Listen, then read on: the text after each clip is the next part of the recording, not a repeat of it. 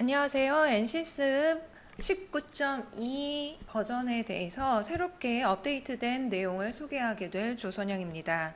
제가 발표하고자 하는 주제는 보이는 것처럼 네 가지 주제로 나누어서 살펴보고자 합니다. 우선 NCS 워크벤치 메커니컬 환경 안에서 업데이트가 된 내용에 대해서 먼저 살펴볼 거고요. 이어서 익스터널 모델, 매터리얼, 어쿠스틱에 대해서 업데이트된 내용을 순차적으로 확인해 보도록 하겠습니다. 첫 번째, NCS 메커니컬 환경에서 업데이트된 내용입니다.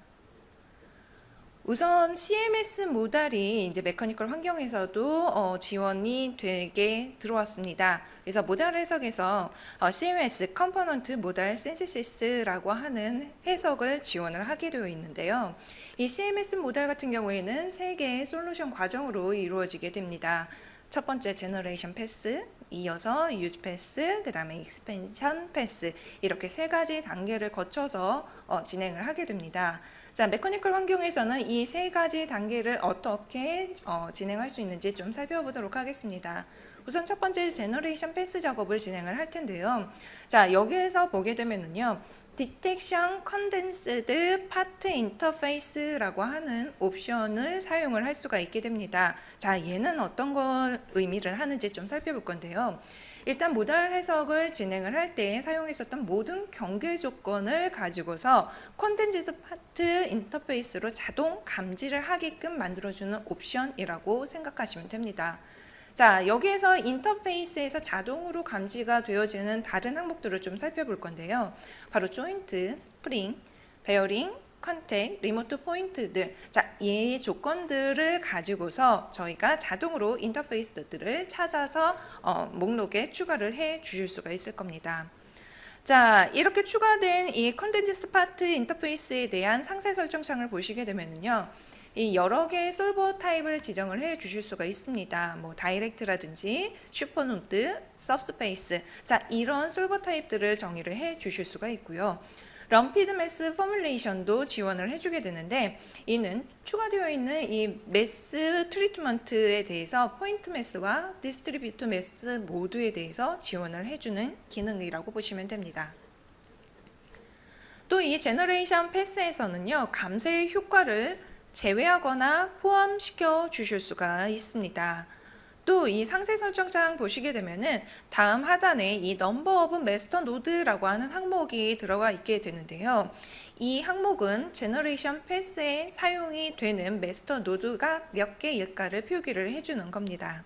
만약에 여러분들이 이제 작업을 하시다가 절점이 수정이 되었어요. 근데 이 절점을 수정하고 난 다음에 Generate Condensed Part라고 하는 기능을 실행하지 않았다면 실제로 지금 저희가 이 노드 수 표기가 되어지는 상세 설정 창에서 표기가 되어지는 숫자와 그 다음에 실제 인터페이스에서 갖게 되어지는 숫자가 다를 수 있습니다. 그래서 반드시 여러분들이 격자 생성을 수정하셨다고 하면 이쪽 지금 Generate Condensed Part라고 하는 기능을 실행해 주셔야 정확한 결과를 얻어 보실 수가 있습니다. 자, 그 다음에 이제 두 번째로 유즈 패스 단계를 거치게 될 건데요. 이 제너레이션 패스에서 생성된 모든 효과를 고려해서 해석을 진행하게 됩니다. 자, 마지막으로 익스펜션 패스 과정을 거치게 되어 있습니다. 자, 각각의 컨덴스드 파트에서의 익스펜션 패스 설정을 사용해서 이제 수행을 해 주실 수가 있게 되어 있습니다. 그래서 저희가 이 익스펜션 세팅이라고 하는 항목이 추가가 되어 있을 텐데요. 이 항목을 선택을 하시게 되면 워크시트가 활성화가 됩니다. 그래서 이 익스펜션 세팅의 이 워크시트 창을 통해서 전체 결과 또는 디스플레이스먼트 익스펜션 기능을 수행해 주실 수가 있습니다. 자, 익스펜션을 작업하고 난 다음에 결과 파일을 저장을 하기 위해서는요, 반드시 아웃풋 컨트롤 쪽에 가셔서 스트레스, 스트레인, 노달, 포스, 제너럴 미스셀리니우스 이 옵션들에 대해서 활성화 시켜 주셔야 이들에 대한 결과가 저장이 되게 됩니다. 기본 설정은 스트레스, 스트레인 옵션만 yes로 되어 있음을 기억해 주시면 좋을 것 같습니다. 자, 다음은 모두 슈퍼포지션 하모닉 해석에서 리모트 하중을 적용할 수 있는 부분에 대해서 살펴보도록 하겠습니다. 자, MSUP 모두 슈퍼포지션 하모닉 리스폰스 해석에서 리모트 폴스, 리모트 모멘트 하중에 대한 새로운 옵션이 추가가 되었는데요. 우측 하단을 보시게 되면 이 리모트 폴스에 대한 상세 설정창에 제일 밑에 쪽에 보면 로딩 어플리케이션이라고 하는 항목이 보입니다. 자, 바로 이 부분이 새로운 옵션으로 추가가 되었습니다. 자, 여기서 지정을 할 수 있는 거는 바로 로드 팩터 그리고 테이블이라고 하는 두 가지 옵션을 정의해 주실 수가 있을 텐데요. 자, 이 로드 팩터라고 정의를 해주시게 되면 하중 벡터를 사용해 가지고 하중을 적용한다고 보시면 됩니다. 그래서 기본적으로 설정이 되어 있는 값이고요. 이를 테이블로 변경을 해주시게 되면 조화 해석에서 테이블을 사용해서 하중을 적용한다고 보시면 됩니다. 자, 그런데 만약에 리모트 로드가 많은 해석에 대해서 로드 벡터로 옵션을 정의를 하고 해석을 진행을 하시게 되면 해석 시간이 오래 소요가 되는 문제가 발생을 합니다. 자, 그래서 만약에 여러분들이 해석을 진행할 때 그 해석 모델 안에 리모트 로드가 많이 있다. 자, 그럴 때에는 테이블을 사용을 해가지고서 직접 하중을 적용을 해주시는 게 좀 더 빠르게 해석을 진행해 줄 수 있는 방법이 됩니다. 자, 그 다음에는 이 모드 슈퍼포지션 하모닉 트랜전트 해석에 이퀴벌런트 댐핑 레이시오 프롬 모달이라고 하는 기능이 추가가 되었습니다. 자, 만약에 여러분들이 엔지니어링 데이터에서 컨스턴트 댐핑 코이피션트를 정의를 해주셨을 경우에는요, 이게 자동으로 모드 감쇄비 효과가 모드 슈퍼포지션 하모닉 트랜전트 해석에 포함이 되게 됩니다. 자, 그래서 여러분들이 이 컨스턴트 댐핑 코에피션트를 정의를 하셨을 경우에는요, 이퀴벌런트 댐핑 레이시오 from 모달이라고 하는 속성을 반드시 yes라고 정의를 해 주셔야만 이 모드 슈퍼포지션 하모닉 그리고 트랜전트 해석을 진행을 할 때에 엔지니어링 데이터에서 정의를 해주고 온 물성 기반 컨스턴트 댐핑 코에피션트 효과를 계산해 주실 수가 있습니다. 자, 다음은 이제 MVH 분야에 대해서 좀 살펴볼 건데요. 이 맥스웰에서 서피스 폴스 덴시티를 가지고 오는 부분에 대해서 좀 살펴보도록 하겠습니다.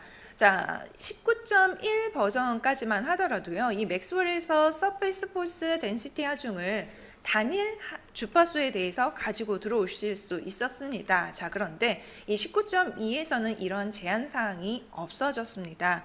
그래서 이 19.2에서는 서피스 폴스 덴시티 하중을 전체에 다 가지고 들어오는데 이 하모닉 MSUP 해석에서 여러 주파수에 대한 하중을 가지고 와서 적용할 수 있게끔 업데이트 되었습니다. 자, 이어서 또 살펴보도록 하겠습니다. 이 서피스 폴스 덴시티 하중을 가지고 들어올 때요, 이 새로운 속성이 하나가 추가가 됐는데 바로 소스 프리퀀시라고 하는 기능이 바로 이제 새롭게 추가된 기능입니다. 자, 이 소스 프리퀀시라고 하는 항목을 드랍다운해서 보시게 되면 총 3가지 옵션으로 정의를 해주실 수가 있습니다. 첫 번째, all이라고 정의를 해주시게 되면 맥스웰에서 해석하셨던 모든 주파수에 대한 값들을 자동으로 워크시트로 가지고 들어와서 사용하게끔 만들어주는 거고요. 워크시트 옵션을 정의를 해주시게 되면 사용자가 특정한 소스 프리퀀시 값을 직접 지정을 해주게 되는 옵션입니다. 마지막으로 레인지로 정의를 해주시게 되면요, 주파수 범위 내에 있는, 즉 여러분들이 정의를 해주는 거예요. 주파수 범위를. 그러면 그 범위 내에 들어가 있는 주파수들을 자동으로 채워서 적용할 수 있게끔 만들어주는 기능이라고 보시면 됩니다. 자, 다음은 이제 프랙처 부분에 대해서 살펴보도록 하겠습니다. 자, 이 스마트 크랙 그로스 부분에 대해서 이제 19.2 버전에서부터 이 SMP, 즉 Shared Memory Parallel 솔루션을 지원을 하게 되었습니다. 또 저희가 이 결과를 보는 부분에 대한 워크시트 창을 띄워서 보시게 되면은요, 보고자 하는 항목에 대해서 그 리스트업이 되어 있는 걸 보실 수가 있을 텐데요. 자, 저희가 균열이 포함이 되어 있는 이 프랙처를 해석을 진행을 했을 때에 3개의 네임드 셀렉션 항목이 자동으로 생성을 하게 되어 있습니다. 크랙 프론트 노드, 탑 페이스 노드, 바텀 페이스 노드가 바로 자동으로 생성이 되어지는 네임드 셀렉션 항목들입니다. 자, 이렇게 자동으로 생성이 되어 있는 그 항목들에 대해서 이 워크시트를 들어오셔가지고 솔버 컴포넌트 네임이라고 하는 기능을 클릭을 해주시게 되면 자동으로 들어왔었던 이 생성된 항목들이 리스트업 되어 있는 것을 확인해 주실 수가 있는데요. 자, 여기서 여러분들이 보고자 하는 항목에 가서 오른쪽 마우스를 클릭해 보시게 되면 해당 그 항목에 대해 어떤 결과들을 볼 수가 있는지를 확인해 보실 수가 있습니다. 자, 근데 이러한 기능들은요, 크랙 페이스 노드에 대한 속성이 온 상태로 되어 있어야만 작업이 된다는 거 기억을 해주시면 좋을 것 같습니다. 자, 다음은 이제 모달 솔루션에 대해서 좀 살펴보도록 하겠습니다. 이 모달 해석을 진행을 했을 때 이 솔루션 인포메이션을 보시게 되면 새로운 옵션이 추가가 됐는데요. 바로 Participation Factor Summary라고 하는 기능이 새롭게 추가가 되었습니다. 자, 요거는 어디서 보실 수 있느냐면 이 모달 해석의 솔루션 아래에 있는 솔루션 인포메이션에서 상세 설정 창에 솔루션 아웃풋이라고 하는 그 옵션을 클릭을 하시게 되면 지정 가능하게 되어 있습니다. 자, 여기를 Participation Factor Summary로 변경을 해주시게 되면 다음에 보여주시는 것처럼 총 질량에 대한 유효 질량의 비율을 워크시트로 출력해서 보여주게 되어 있습니다.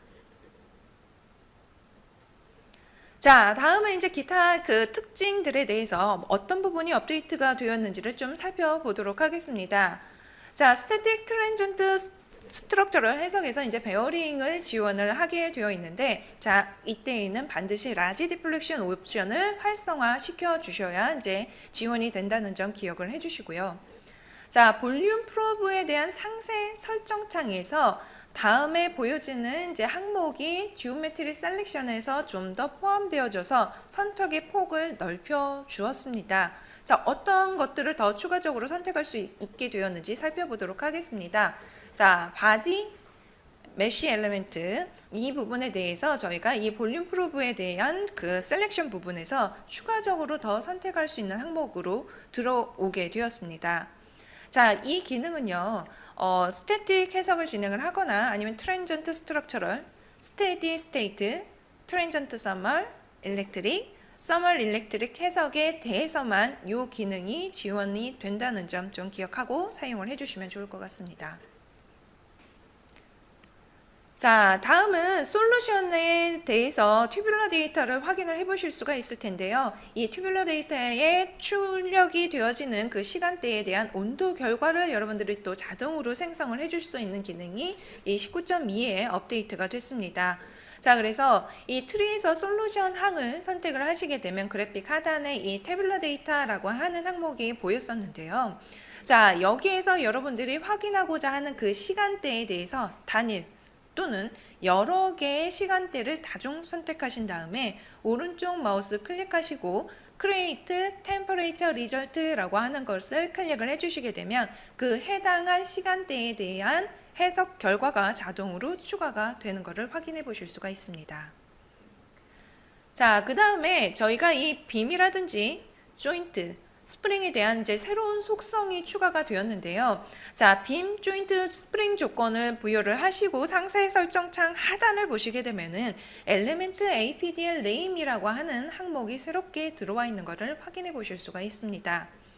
자, 이 옵션 특성을 사용을 하시게 되면은요, APDL 파라미터를 수동으로 정의를 해 주실 수가 있습니다. 즉, 이 값을 빔, 조인트, 스프링 요소에 할당을 시켜서 추후에 저희가 이제 작업을 진행을 했을 때, MAPDL 작업을 했을 때 이 이름들을 가져다가 사용할 수 있게끔 만들어주는 그런 속성이라고 보시면 됩니다.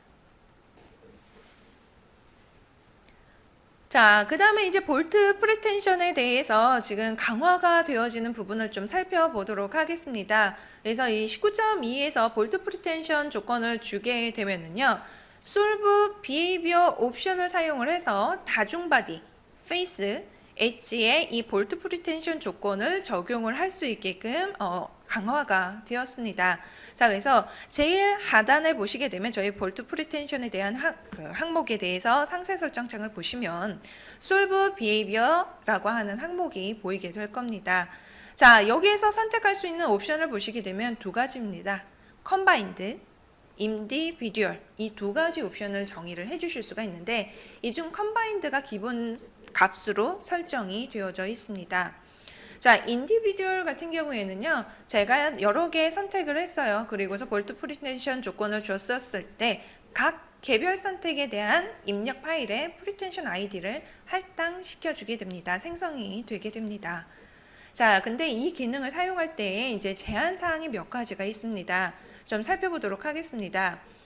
컨바인드 옵션을 사용을 했을 때에는요, 이 다중면이라든지 엣지에 대한 스코핑을 지원하지 않습니다. 또 인디비듀얼 옵션에 대해서 이제 작업을 진행을 했을 때에는요, 동일 바디 안에 들어가 있는 다중면을 선택을 한다거나 아니면 다중 엣지를 선택을 했을 때, 자, 이들에 대해서는 지원하지 않는다는 점 기억을 하시고 이 볼트 프리텐션에 대한 다중 선택을 진행해 주시는 게 좋습니다. 자, 다음은 새롭게 들어오게 된 모션 로드에 대한 ACT 익스텐션을 좀 살펴보도록 하겠습니다. 자, 이거는 이제 말 그대로 ACT 익스텐션을 사용을 해가지고서 이제 사용할 수 있는 기능인데요. 이 새로운 모션 로드에 대한 워크플로우는 우측에 보여지는 것처럼 이제 구성을 해 주실 수가 있습니다. 자, 그래서 이 모션 로드 ACT 익스텐션을 사용해서 동적 하중을 전달을 해줄 수 있을 텐데요. 이 리지드 트랜전트 다이나믹 해석 시스템에서 계산이 되어진 양을 스태틱 스트럭처럴 시스템으로 넘겨줄 수가 있습니다. 어떤 걸 넘겨주느냐? 어셈블된 바디 사이에 접합이 되어 있는 부분에서 계산이 된 힘과 모멘트량을 전달을 해주게 되어 있습니다. 자, 이거는요, 저희가 뭐 어떤 여러 가지 복잡한 과정을 거쳐서 진행을 하는 게 아니라 스태틱 스트럭처럴 시스템에서 이 모션 로드라고 하는 아이콘을 한 번을 딱 클릭을 해주게 되면은요, 주어진 바디의 동적 하중을 자동으로 불러 들여와서 저희 계산에 참여시켜 주실 수 있게끔 만들어주는 기능입니다. 자, 다음은 익스터널 모델에 대해서 지금 살펴볼 건데요. 그 익스터널 모델 중에 외부에서 만들어 놓은 그 플라이 정보들을 가지고 들어왔을 때 지원이 되어지는 명령어들을 좀 살펴볼 겁니다. 자, MEPDL에서는요, 이 sec 타입이라든지 sec 데이터, sec 블럭, sec 오프셋이라고 하는 명령어들이 추가적으로 지원이 되는 거고요. 이 나스트란에서는 다음에 보여지는 명령어들이 추가적으로 더 지원이 되어지게 되어 있습니다. 자, 그래서 이전 버전 같은 경우에는요, 저희가 이 블로운 플라이를 지원을 하지 않았었습니다. 하지만 19.2부터는요, 저희가 블로운 플라이에 대해서 이렇게 다음과 같이 지원이 되어지는 걸 볼 수 있을 뿐만 아니라 각 쉘 요소에 대한 레이어별 확인을 진행을 해 주실 수도 있게 되었습니다. 자, 이렇게 가지고 온 플라이에 대한 지금 어떻게 가지고 들어오게 되는지를 좀 살펴볼 건데요. 저희 메커니컬 창에 아웃라인 트리를 보시게 되면 imported fly라고 해서 저희가 가지고 온 플라이 정보들에 대해서 리스트가 쭉 뜨게 되는 것을 확인을 해 보실 수가 있을 겁니다. 자, 그래서 이 익스터널 모델을 통해서 가지고 들어오게 된 복합재 데이터들을 폴더 형식으로 확인해 주실 수가 있게 됩니다. 자, 이렇게 이제 여러 개의 리스트업이 되어 있으면 또 보기가 힘든 경우도 있을 거예요. 자, 그럴 때에는요, 저희 여기 보여지게 되는 Hide Show Fold 기능을 사용을 해서 저희가 필터링 작업을 통해서 또 간소화시킨 데이터량으로 확인을 해 보실 수도 있습니다. 자, 이렇게 가지고 들어온 플라이 정보에 대해서 저희가 또 확인을 해 보실 수가 있을 텐데요. 지금 보시는 것처럼 선택한 각각의 레이어에 대한 속성을 확인을 해 주실 수가 있습니다. 자, 그런데 이제 보시게 되면은 하얀색으로 보여지는 부분이 바로 매터리얼이라고 하는 부분밖에는 없어요. 그래서 이 매터리얼 항목을 제외하고는 모두 다 저희가 가지고 들어온 정보에 대해서 단순하게 정보를 확인할 수 있는 읽기 전용 상태에 놓여져서 가지고 들어오게 됩니다. 하지만 이 매터리얼 부분에 대해서는 하얀색 바탕화면 저희가 데이터를 바꿀 수 있는 상태인 거죠. 자, 그래서 또 다른 매터리얼로 변경을 해 주실 수도 있어요. 그래서 저희가 이전에 다른 물성으로 정의가 되어 있었던 플라이라고 하더라도 저희 메커니컬 환경으로 가지고 들어와서 또 다른 물성으로 변경해 주시는 것도 가능해졌습니다. 자, 그뿐만 아니라 저희가 이제 이 복합재 모델에 대해서 가지고 들어왔을 때 이 파이버 방향이 어디인가를 또 확인을 하는 게 중요합니다. 자, 그거에 대한 툴박도 같이 들어오게 되어 있습니다. 그래서 선택한 레이어에 대한 플라이 그리고 요소 정보를 표시를 해주게 되는 이 툴박 컨트롤도 같이 이제 확인을 해 보실 수가 있을 텐데요. 대표적으로 여러분들이 색깔을 보셨을 때 노란색하고 이 초록색 화살 표시를 주의해서 봐주시면 됩니다. 자, 이 노란색이라고 하는 거는요, 기본 방향이에요. 제가 이 요소에 대해서 기본적으로 영도 방향이 어떤 방향인지를 보여주게 되는 이 화살표라고 보시면 되는 거고요. 자, 그 기준 방향 대비해서 현재 이 파이버가 어느 방향으로 놓여져 있는지를 초록색으로 출력해서 확인해 보실 수가 있습니다. 그래서 저희가 예전에 이 ACP를 사용해 가지고 이 각각의 파이버 방향, 기준 방향을 출력해서 볼 수 있었던 부분을 이제 메커니컬 환경 안에 이 플라이 정보들을 가지고 들어와서 또 다시 확인을 할 수 있게끔 업데이트가 되었습니다. 자, 다음은요, 저희가 이 메커니컬 환경 안에서 이 새로운 해석 시스템을 추가할 수 있는 기능이 들어온 부분을 확인을 좀 해볼 거예요. 그래서 저희가 솔브 아이콘 보여지는 그 옆에 보시게 되면 19.2의 New Analysis라고 하는 그런 아이콘이 새롭게 보일 겁니다. 자, 그래서 이 New Analysis는 스탠다드 툴바예요. 제가 어떤 작업을 하든지 간에 보여주게 되는 그 아이콘입니다. 자, 그래서 이 아이콘을 드랍다운해서 보시게 되면은요, 현재 시스템에 더해서 내가 어떤 해석 시스템을 추가를 할 수 있는지를 보여주게 되어 있습니다. 기존에는 어땠나요? 저희 프로젝트 스키매틱 창에서 직접 해석 시스템을 생성을 해야만 저희가 이 연계된 시스템이든 아니면 단일 시스템이든 생성을 해 줄 수가 있었었는데, 동일한 모델에 대해서는요, 이제 프로젝트 스키매틱 창에 나가서 작업하지 않아도 이 New Analysis라고 하는 기능을 사용해서 메커니컬 창 안에서 자동으로 추가하고 프로젝트 창에도 자동 추가가 되게끔 만들어 주실 수 있게 되었습니다. 자, 그러면 예전에는요, 저희가 이 프로젝트 스키매틱 창에서 시스템과 시스템 연결해가지고 커플링 시스템을 만들어 줄 수 있었는데, 자, 이 New Analysis라고 하는 기능을 사용해서도 그렇게 연계할 수 있나요? 자, 가능해졌습니다. 자, 우측에 보여지고 있어요, 예제들이. 프리스트레스 모달 같은 경우에 대해서는 저희가 스태틱 해석을 먼저 진행을 해주고 난 다음에 New Analysis에서 모달을 추가하고 난 다음에 그 아래 프리스트레스라고 하는 항목을 클릭하시고 상세 설정창 보시게 되면은요, 기본으로는 난으로 되어 있습니다.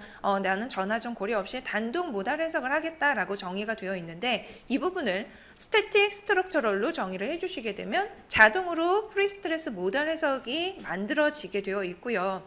이 부분에 대해서는요, 프로젝트 스키매틱 창에서도 자동으로 커플링 되어져서 추가되어 있는 걸 확인을 해보실 수가 있습니다. 자, 그 외에도 MSUP 하모닉 시스템에 대해서도 보시게 되면은요, 이 하모닉 리스폰스 시스템을 추가를 해주시고 난 다음에 프리스트레스라고 하는 항목에 대한 상세 설정창에서 연계시켜 주실 수 있고요. 또 서멀 스트레스 열구조 연성 해석을 진행하는 부분에 대해서도 연결을 시켜 주실 수가 있는데, 자, 이 부분에 대해서는 선행 그 작업과는 조금 다른 방법으로 진행을 할 수가 있습니다. 열구조 연성 해석 같은 경우에는요, 스태틱 스트럭처럴에서 오른쪽 마우스 클릭하시고 임포트 로드 해보시게 되면 어떠한 지금 그 조건에 대해서 가지고 들어와서 커플링 시킬 것인지 물어봅니다. 자, 여기에서 여러분들이 원하는 시스템을 클릭을 해주시게 되면 자동으로 연계되어지는 시스템을 만들어 주실 수가 있습니다. 자, 그래서 저희가 예전에는 프로젝트 스키매틱 창에서 시스템 연결해주고 리프레시 업데이트 작업해주고 그래야만 메커니컬 창에서 작업을 해주실 수 있었는데, 이제 19.2에서는 그렇게 두 번 작업하지 않고 자동으로 메커니컬 창 안에서 시스템 추가한 다음에 단독 또는 커플링 시켜서 해석을 자유롭게 진행해 주실 수 있게 되었습니다. 자, 그뿐만 아닙니다. 이렇게 추가가 되어졌었던 이 시스템에 대해서요. 또 오른쪽 마우스 클릭하셔서 딜리트 자동으로 삭제할 수 있는 기능도 들어오게 됐습니다. 그래서 예를 들어서 스태틱 스트럭처럴 해석 시스템을 삭제를 하고 싶다. 그랬을 때에는 오른쪽 마우스 클릭하시고 딜리트 아이콘을 클릭을 해주시게 되면요. 저희가 이 리스트에서도 삭제가 되지만 프로젝트 스키미틱 창에 나가서 보셔도 마찬가지로 해당 시스템이 삭제되어 있는 것을 확인해 주실 수가 있습니다. 자, 이와 더불어 메커니컬 창에서 또다시 하나 더 이제 작업을 해 주실 수 있습니다. 바로 Save Project As 라는 기능과 아카이브 프로젝트라고 하는 작업을 이제 프로젝트 창에 나가서 하지 않더라도 이 메커니컬 창 안에서 진행을 해 주실 수 있게 됩니다. 자, 그래서 메커니컬 창의 메뉴바에서 파일을 클릭을 해서 보시게 되면은요, 기존에 세이브 프로젝트라고 하는 아이콘이 있었을 거예요. 자, 그것과 더불어서 세이브 프로젝트 에이즈, 또 다른 이름으로 프로젝트를 저장할 수도 있고요. 저희 이제 압축하는 기능 아카이브도 마찬가지로 메커니컬 환경 안에서도 진행을 해 주실 수 있게 됐습니다.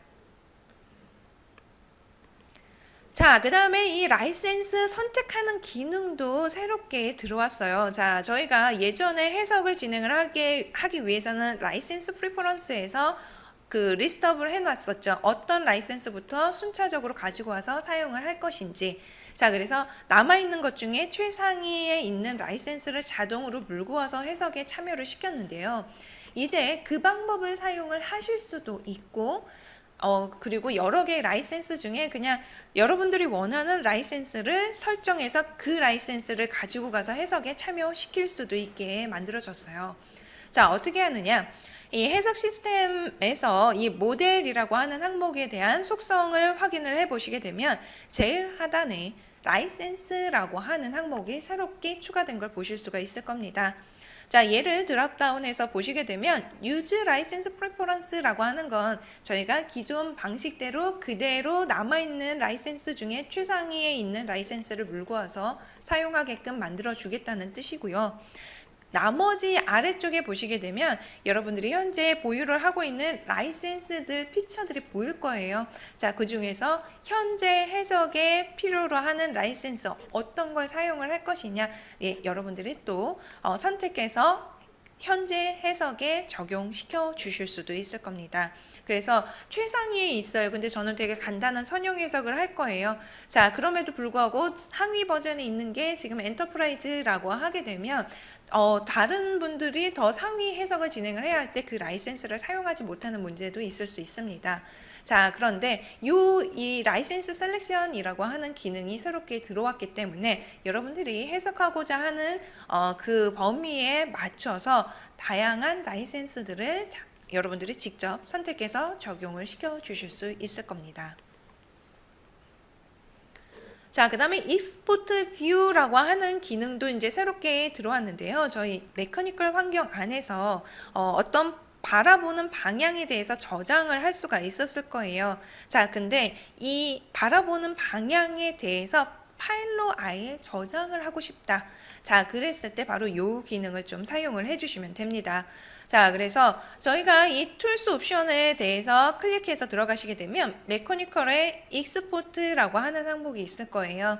자, 그 부분에 대해서 지금 활성화되어지는 우측 메뉴들을 보시게 되면요, 제일 하단에 뷰라고 하는 항목이 보이게 될 겁니다. 자, 이 부분이 지금 추가가 됐어요. 그래서 이 부분에서 여러분들이 이 뷰 방향을 저장하고자 하는 기본 경로를 지정해 두시게 되면은요, 저희가 이 특정 보기 형태에 대해서 자동으로 이제 이 폴더에 저장을 하게 되고 나중에 저장되어 있었던 파일을 가지고 와서 사용을 해 주실 수도 있게 되었습니다. 자, 다음은 저희가 이 하중 조건을 주는 부분에 대해서 인풋 파일에 적혀지게 되는 그 형태가 달라진 부분을 좀 살펴보도록 할 겁니다. 자, 스태틱 스트럭처럴이라든지 트랜전트 스트럭처럴, 스테디 스테이트 서멀, 트랜전트 서멀, 일렉트릭, 서멀 일렉트릭 해석에서 사용을 했었던 그 경계 조건에 대해서 저희가 인풋 파일로 적었을 때, 라이팅을 했었을 때 기존의 19.1 버전까지만 하더라도요, 테이블 형태로 전환되어져서 기록이 됐습니다. 자, 그런데 19.2 버전에서는요, 이제 상수값으로 직접 가져다가 적히는 방식으로 바뀌게 되었어요. 자, 이런 새로운 방식으로 웬만하면 다 적용이 될 텐데, 이 새로운 방식을 사용하지 않게 되는 하중 조건들이 있습니다. 자, 그 조건들을 좀 살펴보도록 할게요.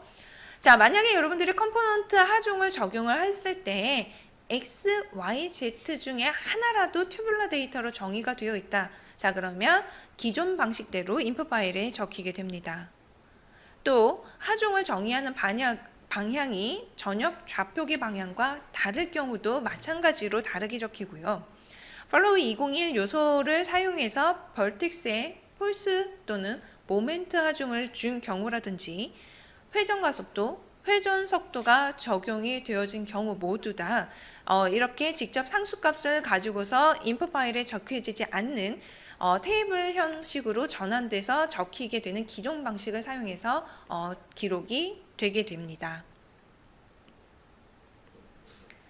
자, 다음은 또 인버트 비지빌리티라고 하는 기능을 살펴볼 수가 있을 겁니다. 저희 메커니컬 창 안에서 지오메트리 항목을 선택하시고 오른쪽 마우스를 클릭을 해보시게 되면은요, 인버트 비지빌리티라고 하는 항목이 새롭게 추가된 것을 보실 수가 있습니다.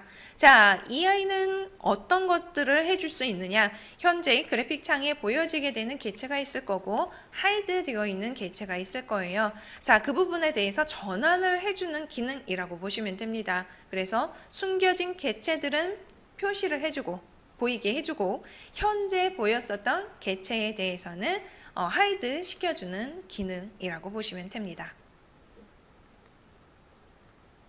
자, 다음은 저희 리모트 포인트에 대한 기능에 대해서 좀 살펴보도록 하겠습니다. 저희가 이 기존에 리모트 포인트를 생성을 했었을 때 이 스코핑 메소드를 드랍다운해서 보시게 되면 지오메트리 셀렉션, 네임드 셀렉션에 대해서 작업을 진행을 해 주실 수 있었어요. 자, 그 부분에서 좀 더 스코핑 옵션이 추가가 되어졌는데 바로 리모트 포인트 앤 노드 이 두 가지 옵션이 새롭게 들어온 걸 보실 수가 있을 겁니다. 자, 이 옵션을 사용을 해주시게 되면은요, 여러분들이 리모트 포인트를 생성을 한다고 했었을 때 여러 개의 리모트 포인트를 선택을 해 주실 수 있을 뿐만 아니라 절전까지도 선택을 해서 리모트 포인트를 생성을 할 수 있게끔 여러분들이 이 기능을 사용해 주실 수가 있을 거예요.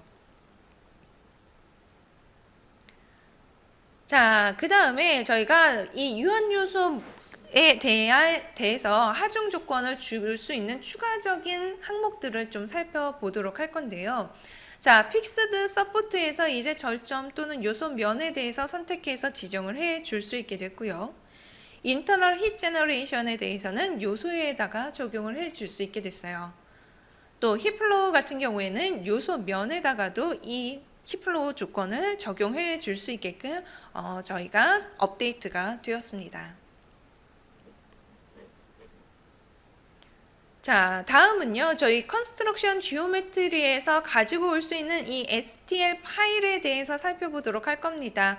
저희가 기존에 이 컨스트럭션 지오메트리를 통해서 작업을 할 수 있는 게 패스라든지 아니면 서피스 옵션을 추가해 가지고서 작업을 진행을 해 주실 수 있었을 텐데요.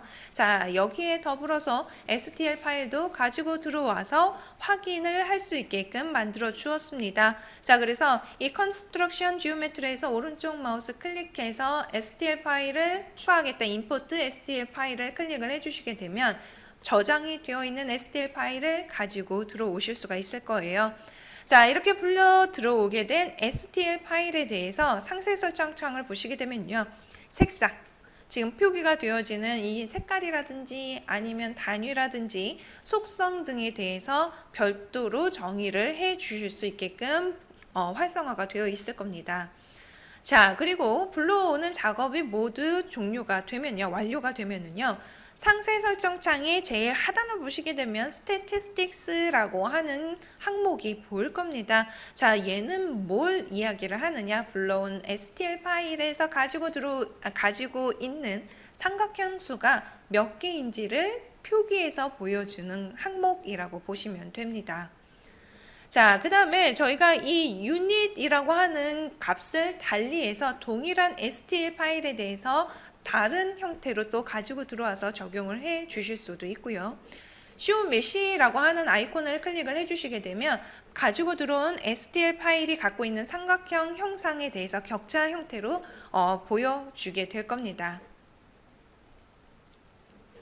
자, 이뿐만 아니라 가지고 들어온 이 STL 파일에 대해서 또다시 STL 파일로 내보내는 작업도 진행을 해 주실 수가 있습니다.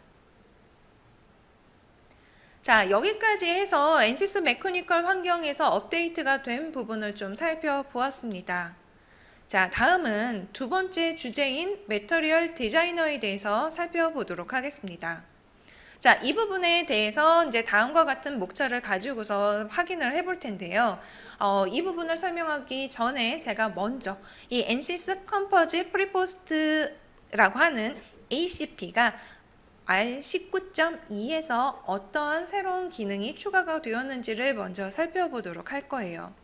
자, 우선 첫 번째 샘플링 포인트 작업을 메커니컬 환경에서도 진행해 주실 수 있게 됐습니다. 저희 ACP 사용을 해가지고서 적층이 되어 있는 이 부분에 대해서 제대로 적층이 되었나 확인을 할 수 있었던 이 샘플링 포인트 옵션이 이제 메커니컬 환경 안에서도요, 확인할 수 있는 기능으로 추가가 되어졌습니다.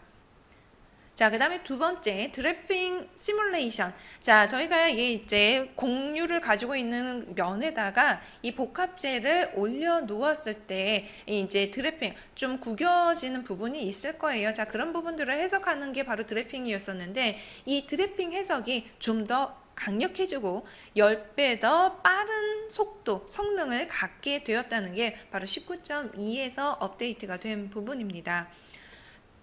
자, 그 다음에 마지막으로 저희가 NCS 매터리얼 디자이너라고 하는 기능을 사용을 할 수 있다. 자, 요게 ACP R19.2에서 업데이트가 된 부분의 마지막이라고 보시면 됩니다. 그래서 이번 두 번째 주제는 이 세 번째로 업데이트가 됐었던 NCS 매터리얼 디자이너 워크플로우. 자, 이 부분에 대해서 살펴보도록 할 거예요.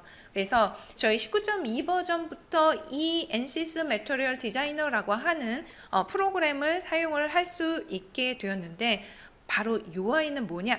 균질 재료 특성을 계산을 해주는 프로그램이라고 보시면 됩니다.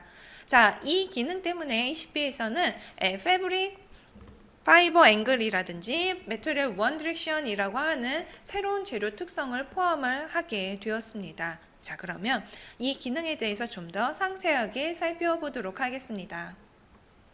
자, 그러면 얘는 왜 사용을 하는 것인지, 자, 그 목적에 대해서 살펴보도록 하겠습니다.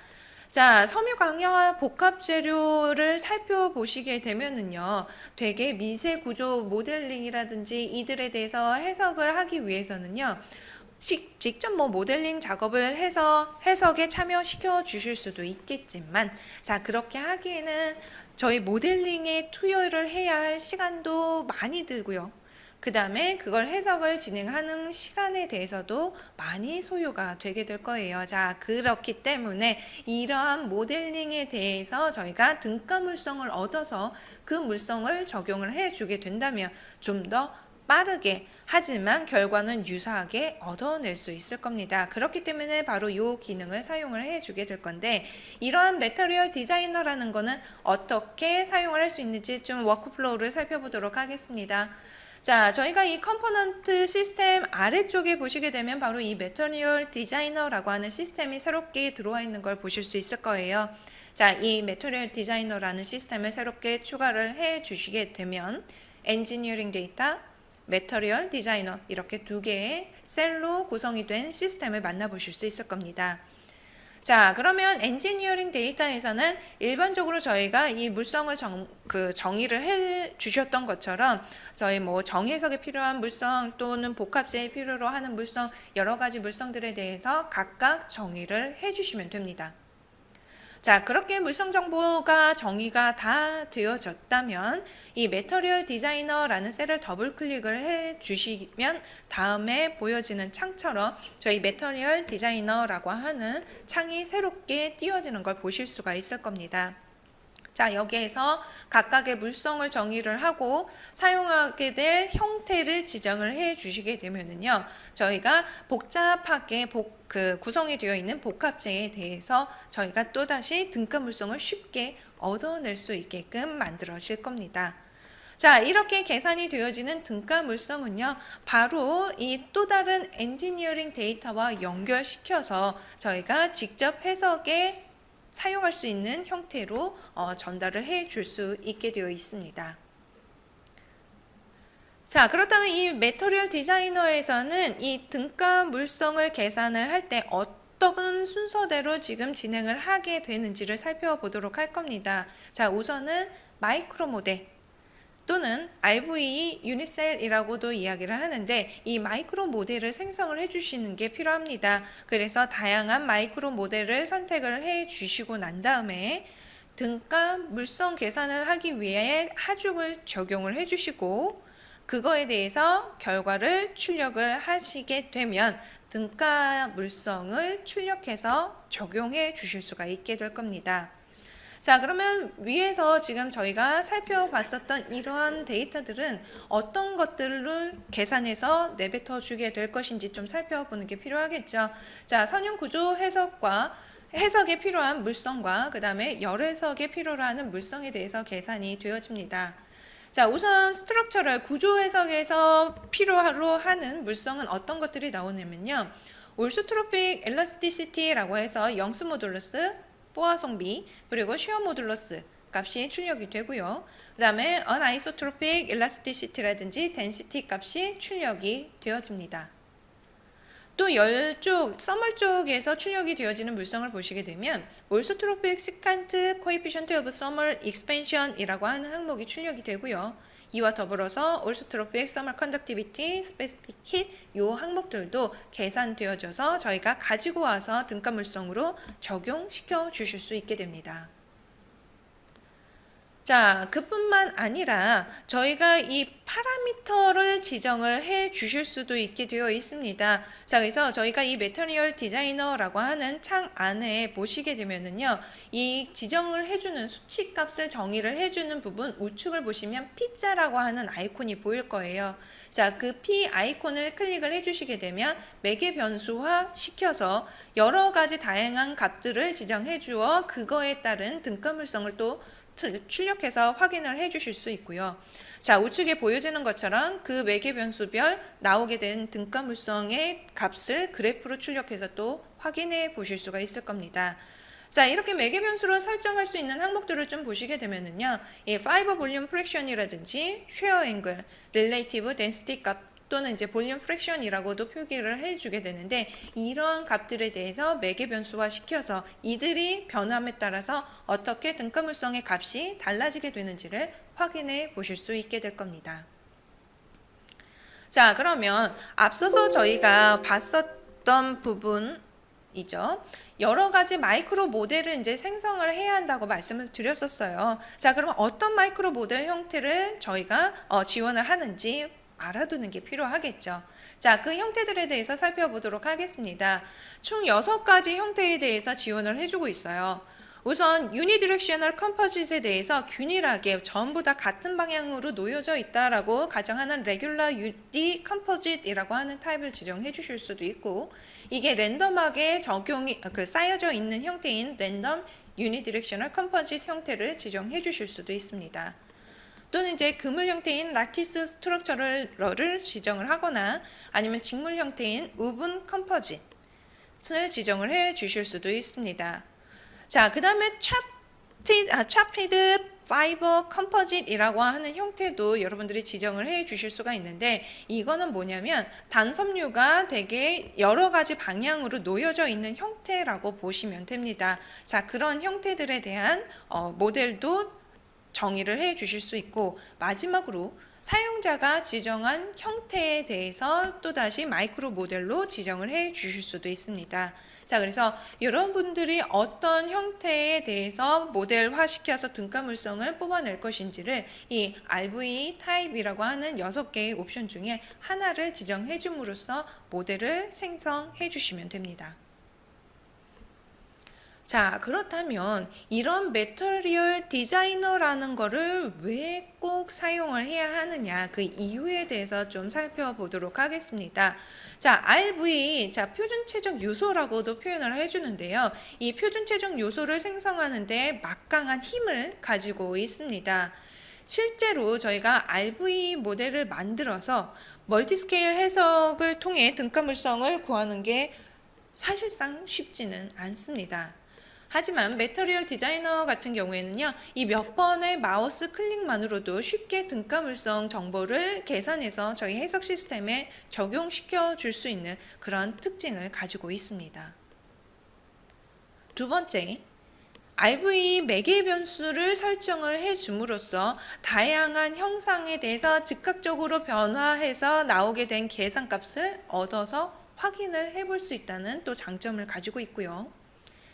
자, 마지막으로 효율적인 매터리얼 데이터 보관이라고 해서 계산된 등가물성을 어떤 거를 내보내서 다시 가지고 들어와 가지고 적용시켜 주는 게 아니라 시스템 사이에 다이렉트로 연결시켜 줌으로써 다이렉트로 사용할 수 있게끔 만들어 줄 수 있는 아주 빠르고 편리하게 데이터를 사용할 수 있다는 그런 장점을 가지고 있기 때문에 이 매터리얼 디자이너를 사용하는데 큰 장점을 보이고 있습니다. 자, 여기까지 이제 그 두 번째 주제에 대해서 살펴보았습니다. 자, 지금부터는요, 이제 세 번째 주제인 매터리얼에 대해서 살펴보도록 하겠습니다. 자, 매터리얼 부분에 대해서는요, 이 서머 메카니컬 퍼티그 모델링에 대한 부분을 좀 살펴보도록 할 겁니다. 자, 19.2에 새롭게 들어온 이제 기능을 좀 살펴보시게 되면은, 기존까지는 이제 단축 모델을 사용을 해가지고서 이제 해석을 진행을 했었다면, 이 부분에 대해서 다층 점소성 모델을 지원을 해주게 되었습니다. 그래서 넓은 범위의 응력, 즉 응력 변화 폭이 크고 온도 변화 폭이 큰 그런 부분들에 대해서 고려를 한 그 해석을 진행을 하기 위해서는요, 예전의 단일에 대한 정보를 입력해서 결과를 출력하기에는 좀 부족한 부분이 있었을 거예요. 정확성도 낮아지고요. 자, 그 부분들을 다층으로 지원을 해 줌으로써, 즉 변화에 대해서 여러 개로 지금 나누어서 표현을 해줄 수 있게 됨으로써 좀 더 정확한 해석을 진행을 할 수 있게끔 업데이트가 됐고요. 또 캐스트 아이론 모델에 대해서 샤봇의 키네매틱 하드닝을 포함할 수 있게끔 만들어졌는데, 자, 이건 뭐냐, 반복 하중이 구조물에 전달이 되어졌을 때 이런 부분을 캐스트 아이론 모델에 사용할 수 있게끔 그 기능이 추가가 되어져 들어왔습니다. 자, 이 부분들을 순차적으로 한번 살펴보도록 하겠습니다. 자, 서머 메커니컬 포티그 해석을 진행하기 위해서는요, 기존의 아이소트로픽 하드닝이라든지 크립, 그리고 비스코플라스티시티라고 하는 물성을 사용을 해서 진행을 할 수 있었습니다. 자, 그래서 하드닝 부분에 대해서 살펴보시게 되면은요, 이 아이소트로픽 하드닝은 뭐 리니어, 멀티리니어, 란리니어 부분에 대해서 지원을 하고, 또 키네매틱 하드닝 같은 경우에는 여러 개의 암스트롱 프레드릭 모델들을 중첩시켜 가지고서 적용을 해 주실 수가 있었습니다. 또 지금 점소성이라든지 이제 크림 물성을 적용을 해서 해석을 진행을 해 주실 수 있었을 텐데요. 이 점소성 또는 이제 이 크립이라고 하는 건 매터리얼 부분에 대해서 보시게 되면 그 매터리얼 거동은 거의 유사하게 나타날 거예요.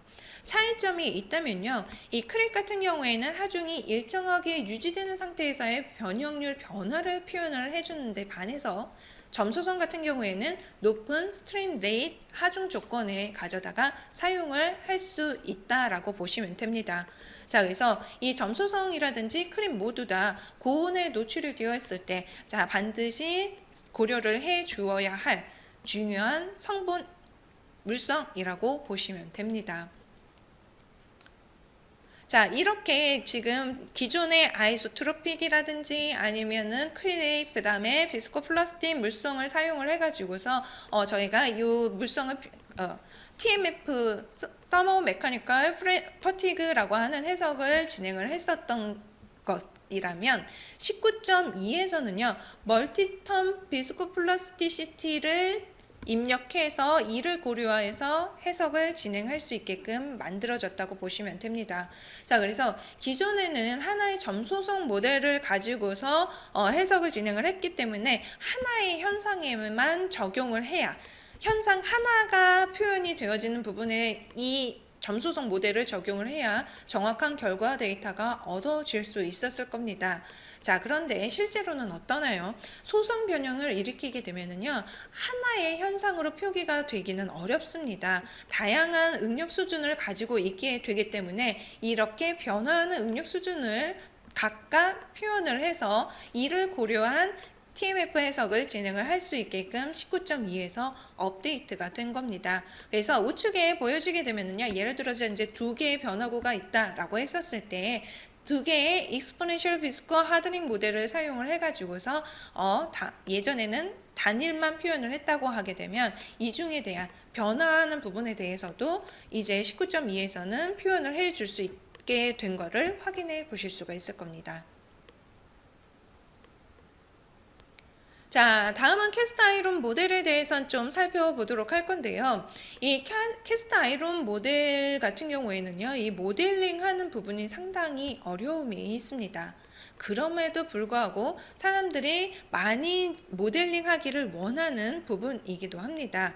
자, 그런데 이 부분 같은 경우에는요, 이 주기적 반복 하중이 들어오게 되었었을 때 캐스트 아이론 모델을 사용하게 되면 해석 결과가 부정확한 값을 출력하는 문제를 가지고 있었어요. 자, 이 부분에 대해서 이제 이 메커니컬 환경에서는요, 어떤 걸 지원을 해주느냐면 이 캐스트 아이론 모델에 대해서 키네매틱 하드닝을 지원을 하게 되었습니다. 자, 그래서 주기적으로 외부에서 반복 하중이 들어왔었을 때 이 샤봇의 키네매틱 하드닝 모델을 캐스트 아이론 모델에서 사용할 수 있게끔 만들어졌다라고 보시면 됩니다. 자, 이제 마지막 주제인 어쿠스틱에 대해서 살펴보도록 하겠습니다. 자, 어쿠스틱은 이 R19.2에서 어떤 부분들이 업데이트가 됐는지 살펴보도록 할 건데요. 그중 첫 번째, 저희가 전하중을 고려한 어쿠스틱 해석이 진행 가능해졌음을 살펴볼 수 있을 거예요. 그래서 어쿠스틱 모달이라든지 FSI 어쿠스틱 하모닉 해석을 진행을 했었을 때요, 저희가 전하중을 고려한 해석을 진행할 수 있게 되었습니다. 자, 그뿐만 아니라요, 저희가 회전 대칭 모델에 대해서 해석을 진행을 했었을 때 이 회전 대칭 경계 조건도 이제 19.2에서는 조건으로 부여를 해 주실 수 있게 되었습니다. 자, 그래서 FSI 모델 어쿠스틱에서 적용을 할 수 있는데 이때에는 이제 감쇄 특성은 고려하지 못한다는 특징을 가지고 있고요. FSI 하모닉 어쿠스틱 같은 경우에는 전하중 해석 결과를 고려할 수 있다는 특징을 가지고 있습니다. 자, 그래서 이들에 대해서는 어디에서 사용을 하느냐, 유체 회전 기기에 대해서 다음과 같은 조건을 많이 사용을 할 수 있게 될 겁니다. 자, 그 다음에 LRF라고 해서 Low Reduced Frequency 모델이 추가가 되었는데요. 기존에 다음에 보여지는 명령어를 통해서 작업을 했었던 이 기능이 메커니컬 환경 안에 어쿠스틱 모델을 드랍다운해서 보시게 되면은 아이콘 한 번으로 추가할 수 있게 업데이트가 되었습니다. 이 LRF 모델 같은 경우에는 언제 쓰느냐? 얇은 통로를 통해 전달되는 파동 에너지가 솟아되는 특징을 분석하는 곳에 활용을 해 주실 수가 있을 겁니다. 자, 이러한 LRF를 저희가 이 메커니컬 창의 어쿠스틱 모델이라고 하는 항목 내부의 옵션을 통해 가지고서 추가하여 정의를 해 주실 수 있게 되었습니다. 자, 여기까지 해서 총 4가지 주제를 가지고서 19.2에서 어떤 부분이 업데이트되고 강화가 되었는지를 소개를 해 드렸습니다. 지금까지 경청해 주셔서 감사합니다.